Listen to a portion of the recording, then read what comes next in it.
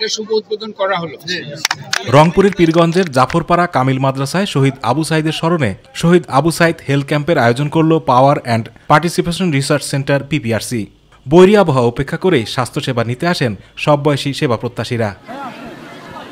দুদিনব্যাপী health ক্যাম্পের আনুষ্ঠানিক উদ্বোধন করেন তত্ত্বাবধায়ক সরকারের সাবেক উপদেষ্টা ডক্টর হোসেন জিল্লুর রহমান। এমন আয়োজনে খুশি সেবা প্রত্যাশী সহ শহীদ আবু সাইদের পরিবার। আবু সাইদের নামে এলাকায় একটি স্থায়ী হাসপাতাল করার দাবি পরিবারের সদস্যদের। আমাদের আবু সাইদের কারণে এতগুলা লোক সবাই সেবা পাবে একসাথে। এখানে হেলথ ক্যাম্প হচ্ছে, সকলেই যেন স্বাস্থ্য সেবা পায়, এটা যেন চিরদিন থাকে।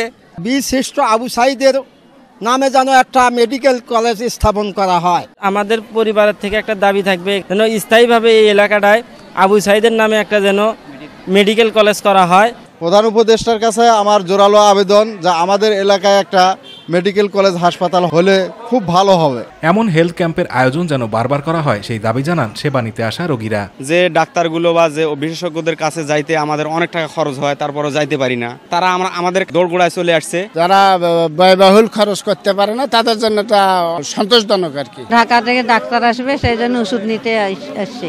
সবাই টাকা খরচ করে এরকম যাইতে পারে না, গ্রামে এসে চিকিৎসা দিচ্ছে, অনেক ভালো হয়েছে। ডাক্তারকে দেখাইলাম, ডাক্তারের প্রেসক্রিপশন লিখে ওষুধ লিখে দিল। সাধারণ মানুষকে সেবা দানের মধ্য দিয়ে আবু সাইদের আত্মত্যাগের মর্যাদা তুলে ধরার চেষ্টা করা হচ্ছে বলে জানালেন চিকিৎসকরা। ওর যে আত্মত্যাগ, এটাকে যদি এই স্বাস্থ্য সেবা দিয়ে একটু যদি এটাকে মর্যাদা দিতে পারি, মানে সম্মান করতে পারি, সেটা আমার জন্য অনেক বড় বিষয়।